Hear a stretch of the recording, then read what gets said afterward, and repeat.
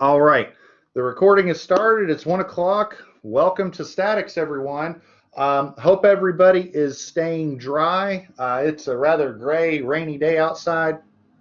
Um, but a couple of quick announcements. First off, before we get into specifics on today, I wanted to apologize. I think there were some just glitches across the board with email and whatnot. I was proud of myself on Friday. I had crafted an email and I sent it out to the class in advance, letting everybody know that the recording was done and it was on YouTube. And then it didn't go out until this morning. And so I had a student this morning email me and said, I assume this is about Friday. And I was wondering what happened because I guess nobody had gotten it. And there was a couple people that logged in Friday at 1 going, what's going on? Where's class? So I apologize for that. Technology in the days of COVID, I guess is all I can say. Again, my apologies. But we should be raring to go for a live lecture Monday, Wednesday, Friday at 1 o'clock from here on out.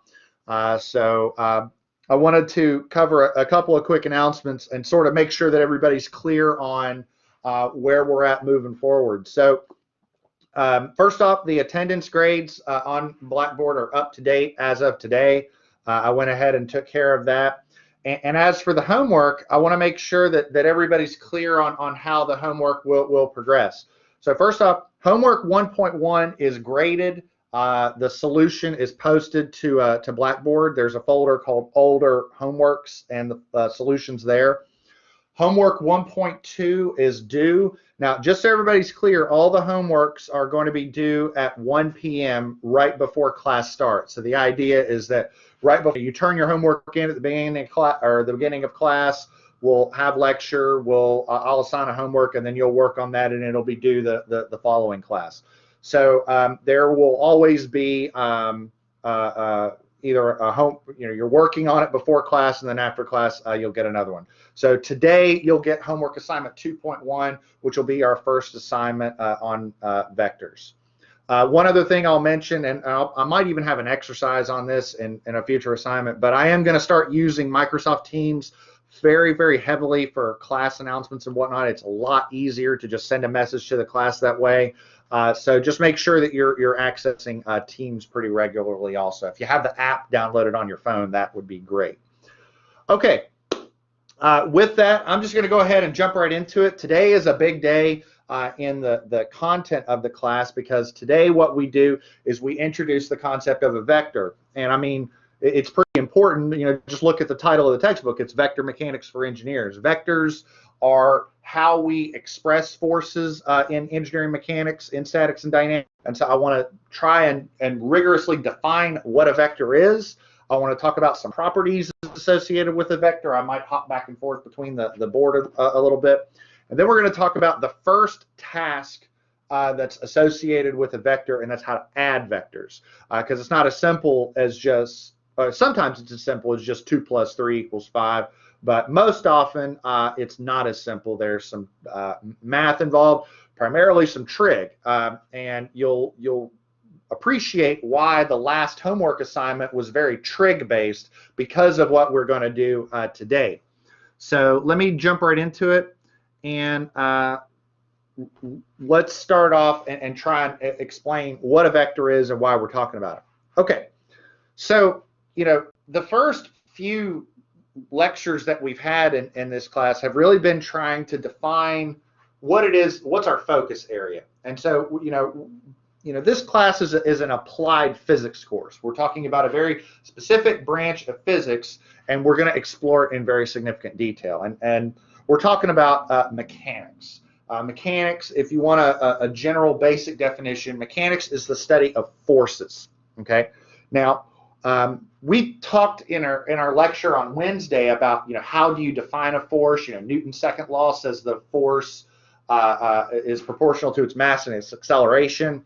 But if we're talking about expressing a force in this class and just in physics and mechanics in general, forces are generally defined by their magnitude and by their direction. Okay, And so in other words, in order to have a force, in order to define it, you need to express those two quantities, its magnitude and its direction. Okay. Now, in math, we have two terms that are related to this and that have physical representations as a result. And those two terms are scalars and vectors. Now, let's talk about scalars. Scalars. A scalar, if you want a rigorous definition, a scalar is a mathematical expression of only magnitude. So a scalar is basically just a number. Okay. Now, scalars have real life examples, and I just threw a few up here to kind of give you an idea. For instance, temperature. Temperature would be expressed with just a scalar. For instance, what's the temperature today? Well, it's 80 degrees. It's not 80 degrees northwest, it's just 80 degrees. Whereas maybe like the wind, the wind might be represented with a vector because the wind would have a magnitude. The wind is 50 miles per hour and it has a direction because it's blowing northwest or something like that. And so scalars are representative only of magnitude. And so some examples might be like mass, might be time, might be like area or volume, anything that would be represented by just a number. Whereas a vector, if you want the formal definition of a vector is a mathematical object, a mathematical expression that contains both a magnitude and a direction. Okay, and so an example of a vector might be velocity. I'm driving 50 miles per hour southeast. An acceleration, and namely a force. If for instance, if I'm in my house and I'm trying to move the refrigerator across the floor, I'm going to push it with a force that way or push it with a force that way.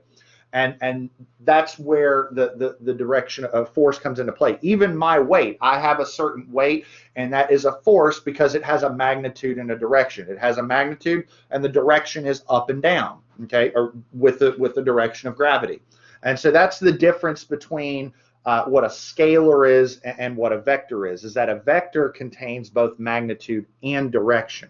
And there's a number of different ways of expressing a vector to an analyst or to an engineer or to somebody talking about vectors. You can do it graphically, you can do it analytically. There's some formats for vectors, and we're going to go through a number of those between now and the next few lectures. Now, let's talk about some properties of vectors. Okay, so if you recall from one of our earlier lectures here, I'm gonna pull the board up because I want to show you something. So if you recall from one of our earlier lectures, we were talking about a very, very basic review of physics. And so one of the things that I had put on one of the slides is I was talking about velocity. And I had said that velocity was defined as the derivative of position with respect to time. But that's not correct in terms of what I was writing on the slide. If you remember on the slide, I was actually using this like bolded, V and this bolded X. It kind of looked like that. And I said, don't worry, I'll explain what that means later. Well, this is me explaining it later. The term for position and the term for velocity are vectors, okay? And so one of the ways that we express vectors in our textbook or when we're writing it out is we use bold letters. And so whenever you see a bold symbol in the textbook or a bold symbol in some computations, that tends to mean a vector. Now here's the thing. If I'm actually writing this out longhand, that's kind of difficult to write out bold letters. And then how do you define or how do you identify what's a bold letter and what's not? And so we have a couple of ways to do that. So for instance, if I have dx over dt, instead of bold letters, what we might do longhand if we're writing it out on our homework or something like that is we might put an arrow on top of it, an arrow like that. Or we might say, we might do an arrow like that. Or some folks will put a hat on top of it and say that's a vector. I do want to make sure that we're being cognizant of what are vectors and what are scalars. So for instance, if you look at this term, I've got the vector symbol over the velocity and over the position, but not the time, because time is a scalar. It's how long do I put my mac and cheese in the microwave? I don't put it in for a minute, southwest. I just put it in for a minute. It's just a scalar. So I want to make sure that everybody's clear on that. And so when you see me put I'll probably use this symbol most often, but when you see me put an arrow or that symbol over a term, that means it's a vector, and that's just the bold face that you see in the book.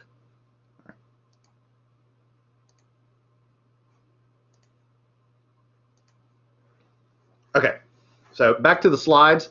So again, some properties of vectors. Again, vectors are denoted with a different symbol, usually with a bold term or with those symbols that you see above. And in terms of their properties, they're generally defined by 3 pieces of information, or 3 points.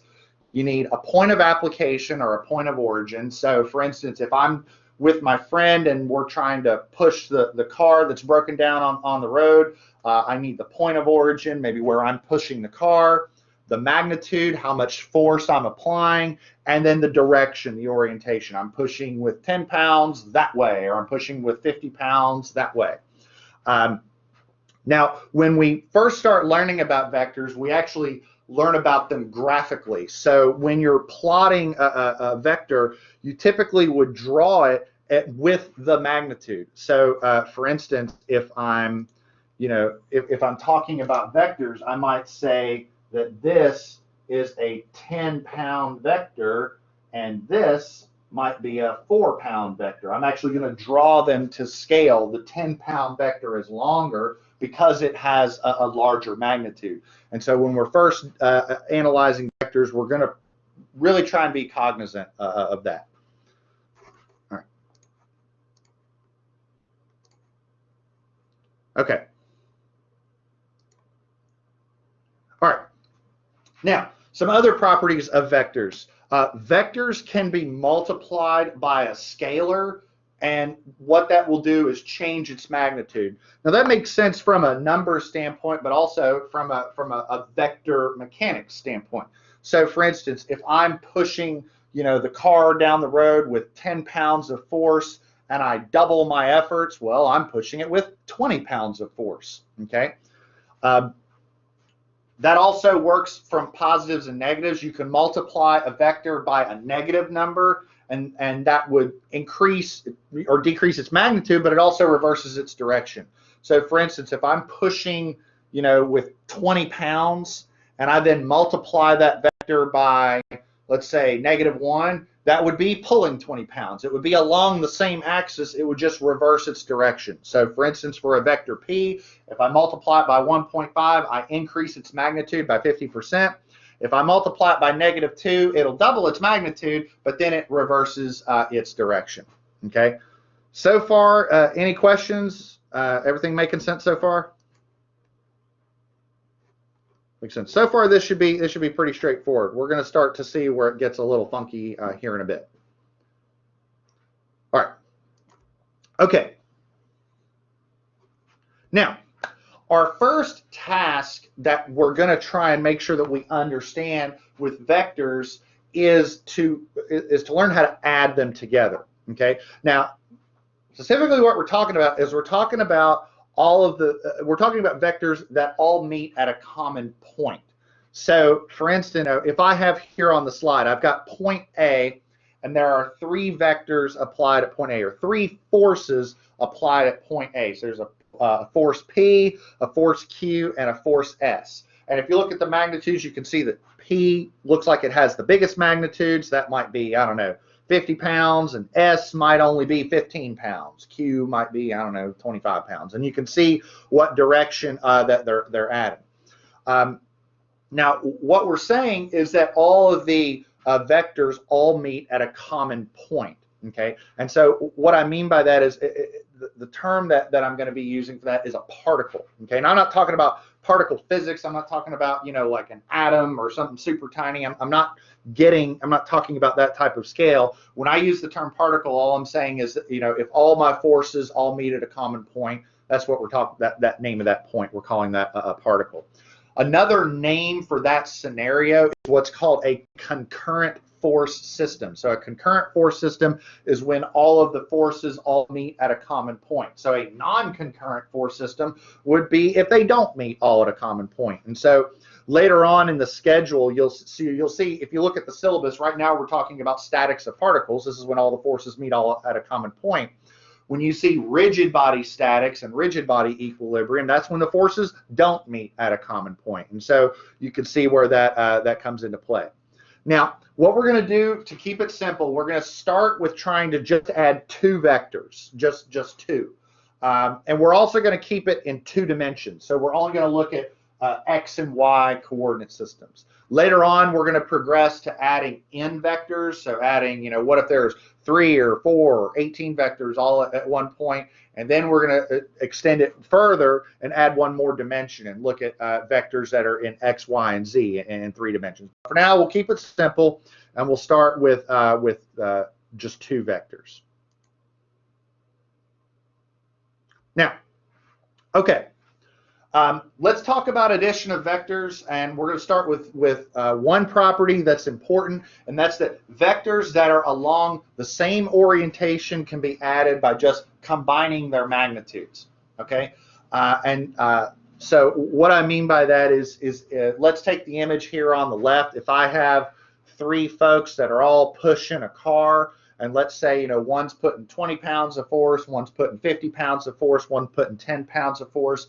And for the sake of discussion, let's just assume all those forces are all acting through a common point and they're all acting in the same direction.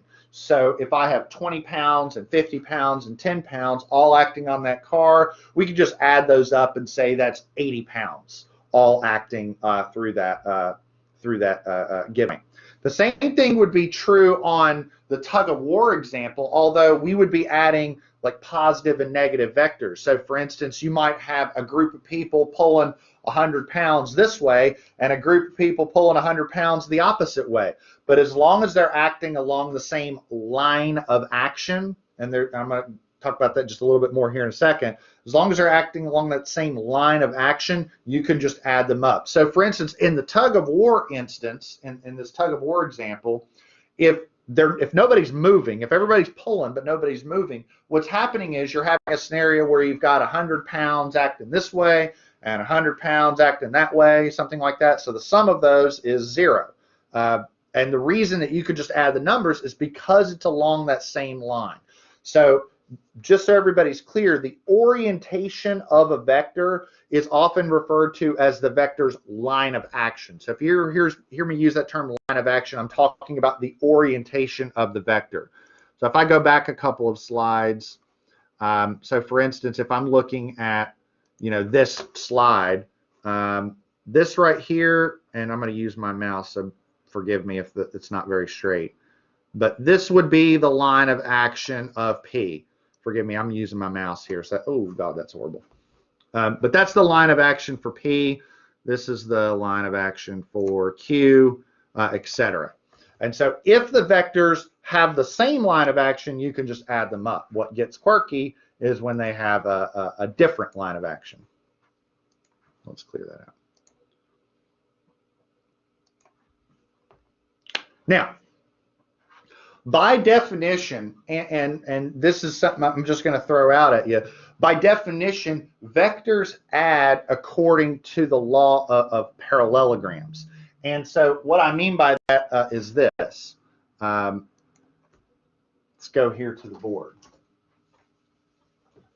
So if I have, let's say, a point right here, okay, and let's say, I'm just going to make this up for discussion purposes. Let's say I have, I don't know, 10 pounds. And just so y'all are aware, sometimes I might not write LB for pounds. Sometimes I might write this. Looks like a hashtag, I know, but before this was a hashtag on your telephone, that was the pound symbol. So sometimes a lot of engineers use that term for pounds. So I've got 10 pounds going this way, and I've got, I don't know, 5 pounds going this way. Again, note that I've done my best to try and draw that to scale. The law of parallelogram states that what I can do is just start connecting these things from tip to tail, and that can be how I add them. So for instance, I can do this.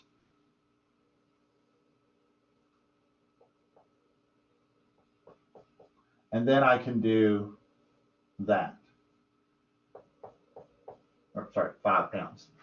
And that would be the added vector. So for instance, that dashed line that you see right there, that would be the sum. And you can do the same thing for multiple forces all at a given point. So for instance, if I've got this, and I've got force 1, force, say, how about this? Let's use some vector notation. So I've got force 1, force 2, force 3. Same thing works here. I can say, here's my point, and I can go force 1, force 2, force 3, and this point right here, that's my sum right there.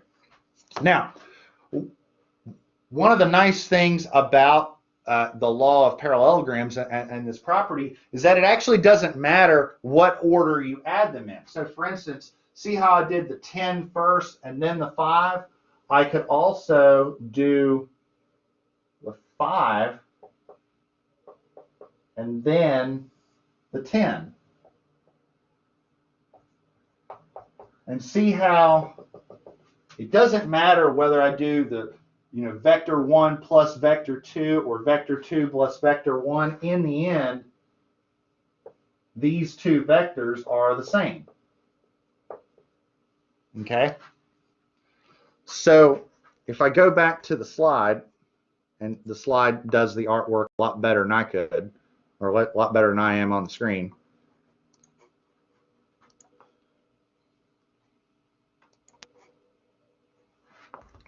So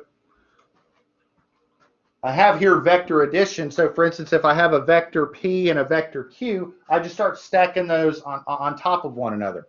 And ultimately what I'm trying to do is I'm trying to ask myself, okay, I have vector P. Let's take the image here on the left. I have vector P, I have vector Q. What I'm trying to determine is the sum of those, vector P plus Q. And so that's that single vector that's being represented in blue. Same thing with the 3 vectors on the bottom. I have vector P plus vector Q plus vector S, and ultimately I'm trying to find that one on the bottom, that P plus Q plus S.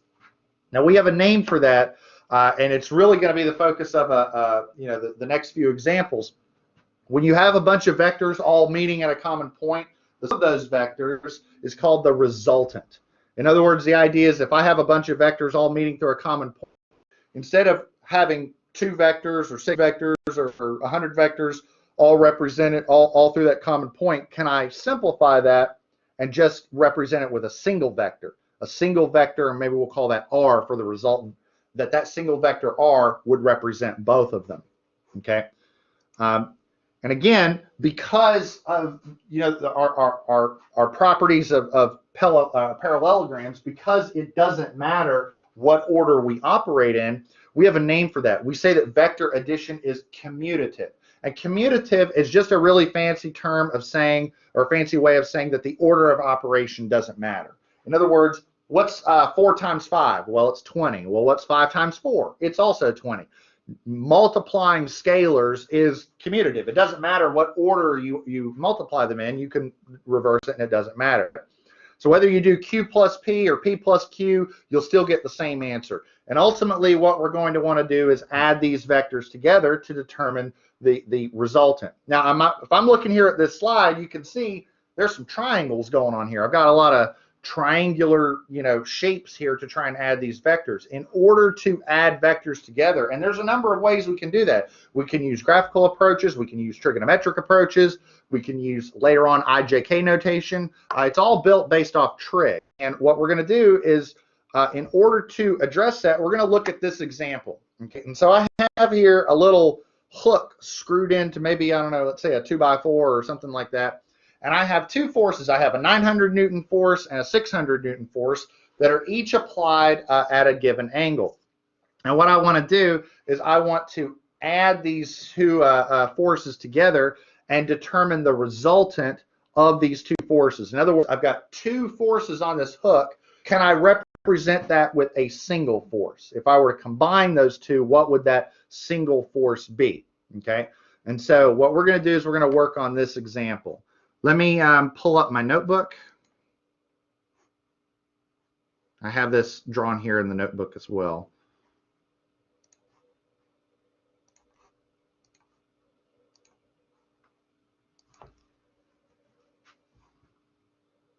Here we go.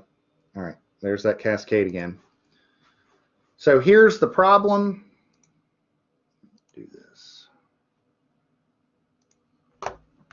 Okay, let me move this out of the way and set this down. Okay. And again, you all stop me if you've got any questions or whatnot as we move forward. If I'm moving too fast, you all let me know. Where'd my mouse go? There we go. Okay. All right.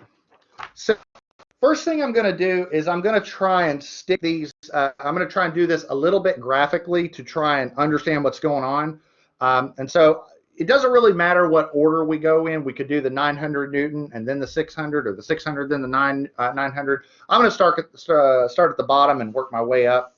And I'm going to try and do this somewhat neatly. So, you know, I'll do my best. So let's start off with, we'll say, you know, we'll call this a graphical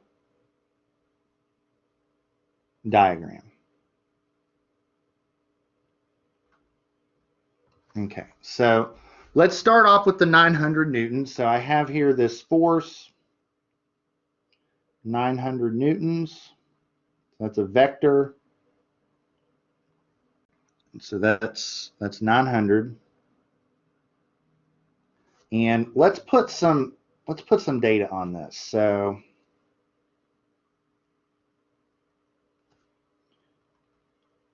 some of those angle properties are going to come into play. Now, this force goes at an angle of 30 degrees. Okay, does everybody see that on the image right here? I'm getting that right there. That's the 30 degrees. Okay. Now what we need to do is we need to attach the 600 newtons onto the tip of that vector. And so if I draw that basically kind of the way I've got that on the image, and to scale, maybe it looks like that. Maybe I can do a little better. Maybe it looks like that. I like that one a bit better. Oh, actually, no, I don't. Let's do this. That's good. That's about the best you're going to get out of me. Okay.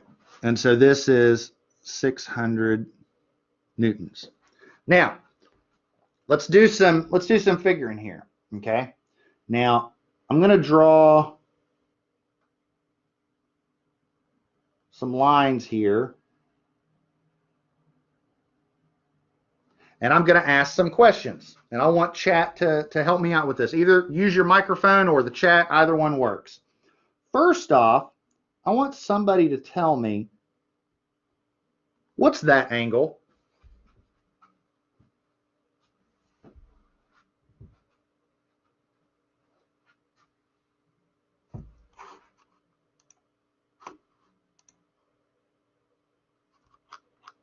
Okay, I heard, so I see a 45. Now, here's the thing. Think about that. Now, let's go over here. The first thing you think is that that's 45. I know it's a first answer. I would say 45 is between the angles, but I'm talking about to the axis. What is that? 75. 75. Exactly right. This is 75 degrees, and that's an easy thing to goof on. That's not a big deal. All right. Now, let me ask you this. If that is 75, okay, what is this? And I'm going from there to there, from the vector to that horizontal line. So if this is 75, what's that? 105, exactly right. 105. Now, here's the other trig kicker. What is this angle right here?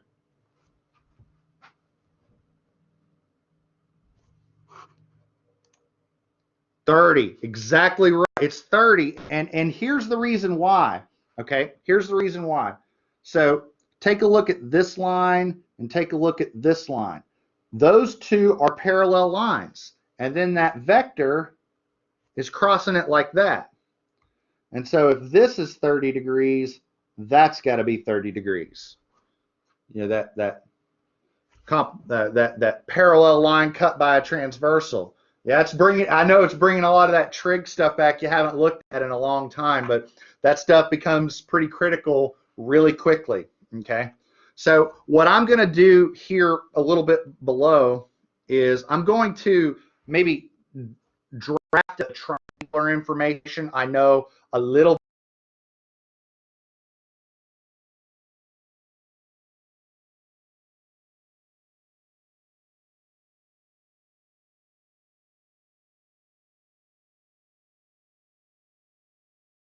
Going to be 135 degrees, that angle right there. Okay, let me get the chat because there's a lot of questions. Whoa. Hold on. Can you hear me? Am I still coming through?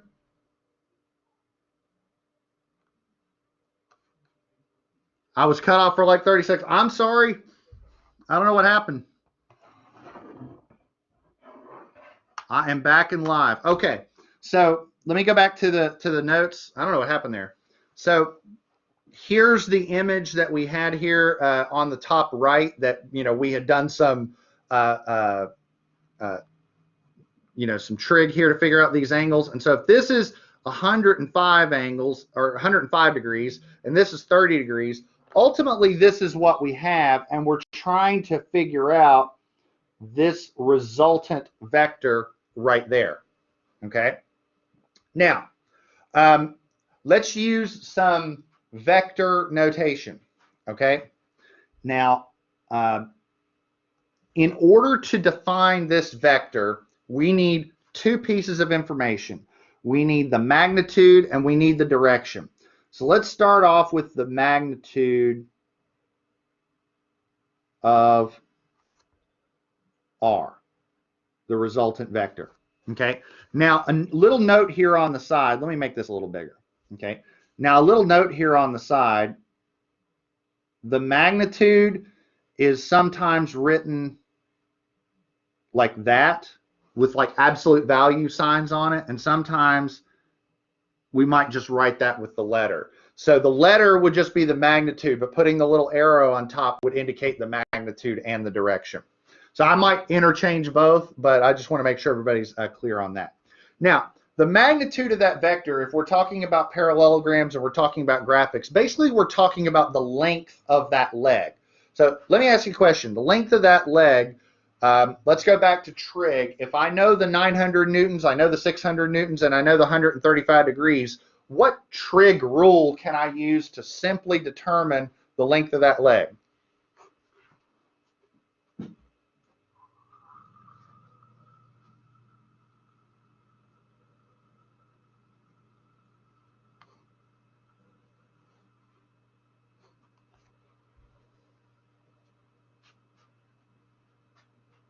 Give you a hint. It's a law.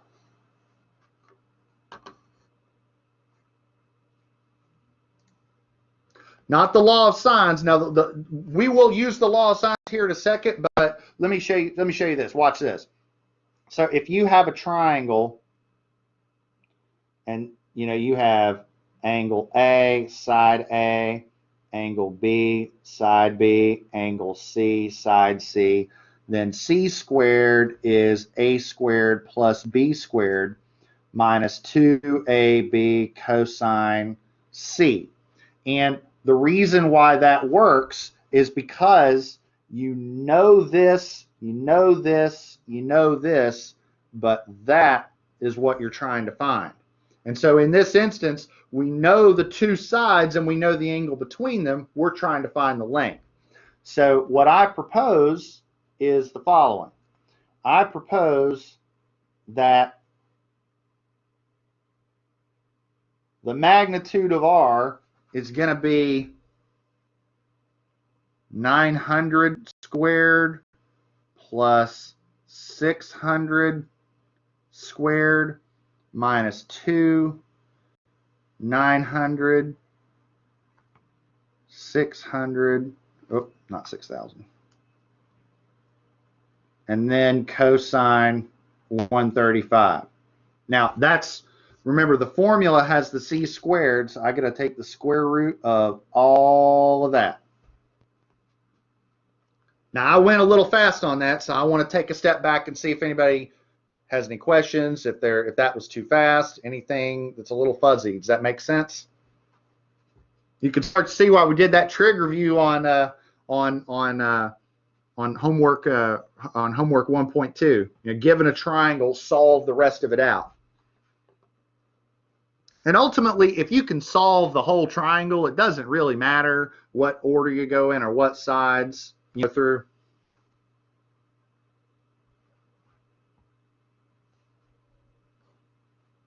While we're at it, could somebody in the chat tell me what the answer is for this? Thought I heard a beep.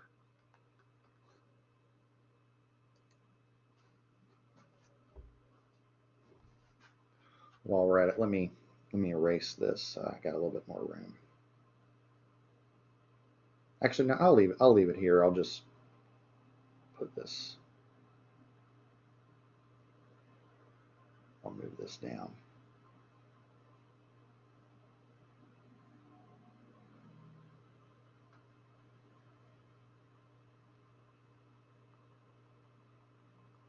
Get it a little bit out of the way.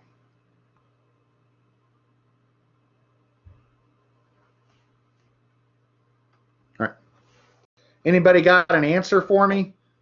And if you need to do it in pieces, you can. Like you can do each individual component first.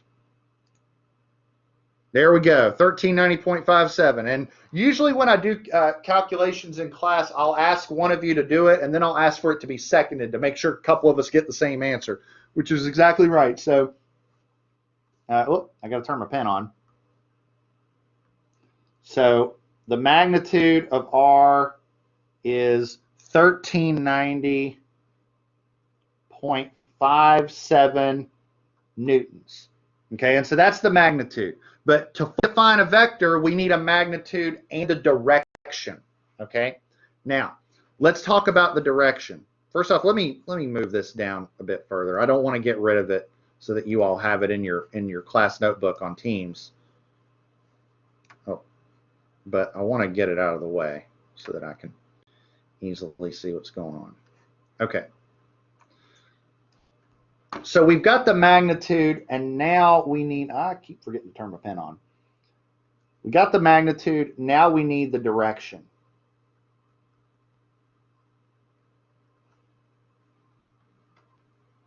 Okay, so by the direction, what I'm ultimately trying to figure out is this angle, okay? Now you're gonna find in engineering, we use a lot of Greek letters for a lot of stuff, so let's call this alpha. And so alpha is drawn with that little, it's like a fish looking A, okay? Now, what I'm going to do for alpha is, now that I know the length of R, I could use law of sines, law of cosines, it doesn't really matter. I'm going to use the law of sines. And here's how I'm going to handle this. So the sine of alpha over 600 newtons equals the sine of 135 degrees over 1390.57. Okay, does that make sense? Just opposites. The sine of alpha over its opposite leg equals the sine of 135 over its opposite leg. I heard a question in chat.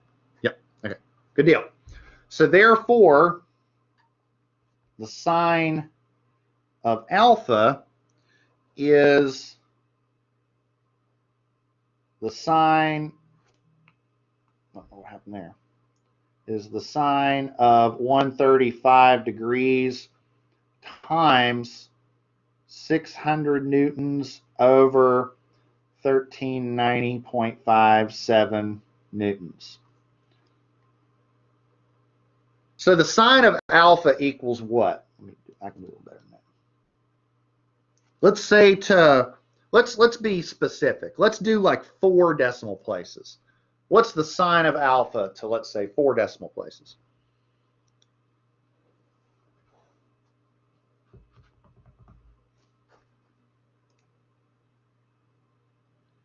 All right, you might want to check your division, and also make sure that you check your calculator's mode is in degrees.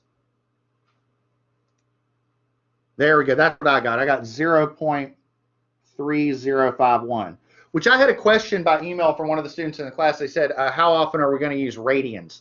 Not often, to be honest. Most of this is just going to be in degrees, like throughout the semester. So yeah, 3051. So therefore, alpha is the inverse sine of 0.3051, which is how many degrees? Let's say 2 decimal places. All right, you might want to check your mode again on your calculator, because I think that's in radians. Because yeah, I got 17.76. Yeah, that's what I got. Check and make sure that you're in yeah, no, that's fine. No worries. Yeah, so 17.76 degrees. Now here's the thing. When you're expressing an angle and you're expressing that measurement, you want to make sure that you're doing something consistent. So I want to drag everybody's attention back to this part right here. Okay.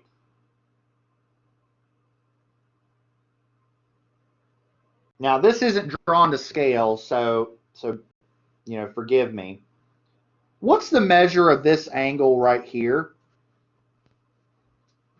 Does anybody remember?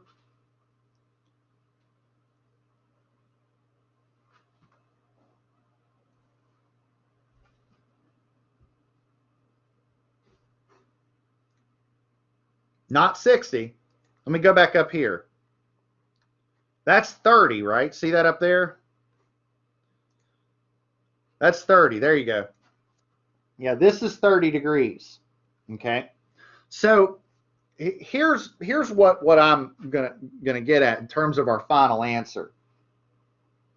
So we have this vector, and we're asking ourselves, you know, if we're defining a vector, it needs a magnitude and a direction. So the vector needs a magnitude. We know that it's 1390.57 newtons. And then it needs a direction. Now, typically when we express directions for vectors, usually we're going off of the x or the y-axis. And so what I'm going to do is say we're going off of the x-axis. And so the way that we draw that is we say, okay, here's the axis, and we're going off that. I think I can probably draw that a little neater. So here's the axis, and that's how we'll get to the angle. So go up like that. And so let me ask you a question. So if I was on the x-axis and I wanted to turn up to hit that resultant, how many degrees would I turn up? Is it 17.76 or is it a different angle? It's 47.76, exactly right. So this vector, this is bugging me. I want to do this a little better. So that's a little better. So 1390.57 newtons at a turned angle of 47.76 degrees. That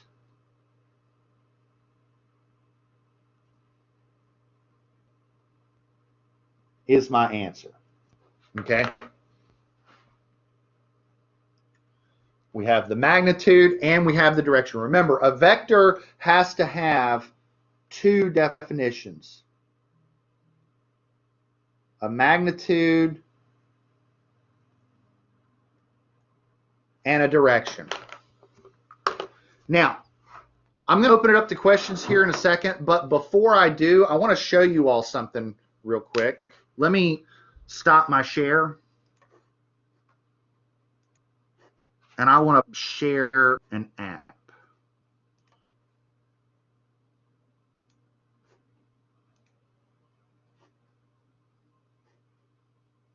Actually, I'm going to have to share the entire screen, and then I'm going to have to stop it again.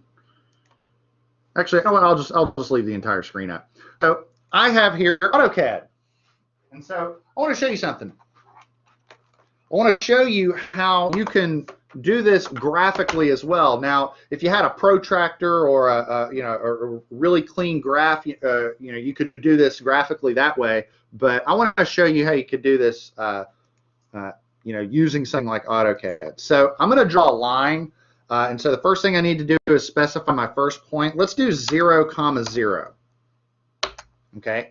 And now what we're going to do is we're going to draw our vectors. Now I'm not going to draw a line that's like 900 inches long or 600 inches long. I'm going to do it smaller. So what I'm going to do is I'm going to draw my first line, and we're going to say it's at 9 less than 30. And so what you're doing is you're drawing your lines. When you do this in AutoCAD, you're basically doing it in polar notation. So I'm going to draw a line that's 9 inches long at an angle of 30 degrees. And so we would get a line that looks something like this. Now what we need to do is we need to draw the second vector. And so the second vector, we'll say it's at 6 and less than, and when we drew that triangle, instead of it being at 45, it's from the horizontal, so it would be 75. And so there you go. And so there's our two lines. There's our two, graphically drawn vectors. And so our resultant is really just that entire component there. Let me make that, I don't know, blue. Okay. And the nice thing about AutoCAD is you can do properties. So if I click that line, what do I see? Look at here at the length. The length, I don't know if you can see my mouse pointer, 13.9057. What did we get for a magnitude? 1390.57. And what's the angle? 48 degrees. What did we get? 47.76 degrees. It's just rounding that off. So it's pretty slick to see how does this work from a trigonometric perspective, but it also works from a graphical perspective as well. And don't worry, I'm not going to do the AutoCAD stuff in the class. I just wanted to show you the easiest way to do that on the web. Okay, let me leave this here. I want to see, are there any questions about what we've been doing? Any questions about the problem that we did, about vectors? Anything I can address that was a little quirky?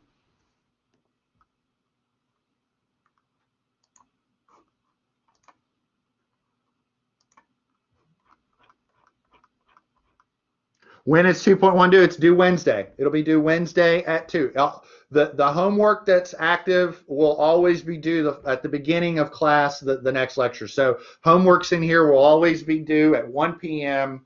next lecture. In fact, speaking of, let me go ahead and pull that homework up.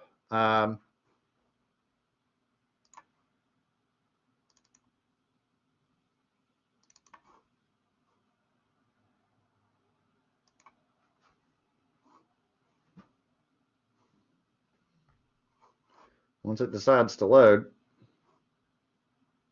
So the homework's pretty simple. In textbook problem 2.3 is a similar problem. The idea is that I'm giving you a similar scenario, and I want you to use that trig approach to tell me what the resultant is. And I'd like you to also verify that with some sort of graphical sketch. Try and keep it to scale as closely as possible. Try and keep it as neat as possible. I understand it won't be perfect, but I want to know that the sketch at least generally reflects what you did on the assignment.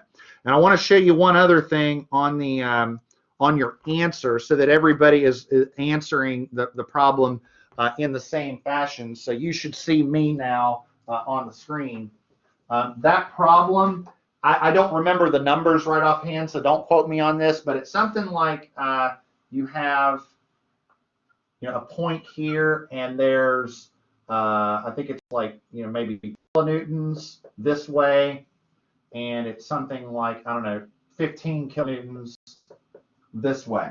So your resultant, if you just eyeballed this, is probably going to be, something like that, something like that. So what I want your answer to be is I want it to be some magnitude, but your angle, I want you to sort of reference it like that. So, here's your x-axis. How far down are you turning? How many angles? Again, don't quote me on the numbers. I don't remember if that's the answer, but that's generally what we're talking about. Any questions?